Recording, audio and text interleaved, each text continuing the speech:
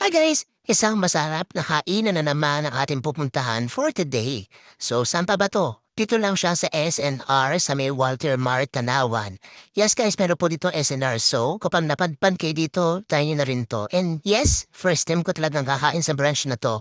And perfect naman yung place nila, hindi ganun katao. Medyo matagal yung serving, 10 to 15 minutes, pero okay lang. So, ito yung in-order ko, yung combo nila na all meat, and yung pepperoni, yung kay Oli.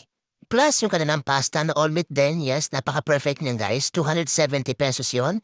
And yung slice ng pizza nila is 110 pesos. Ayan, ang isa. Pero okay na rin yung sulit na yung guys kasi super laki talaga. Kilala ang SNR sa napakalaking slices ng pizza kasi nga New York style sila.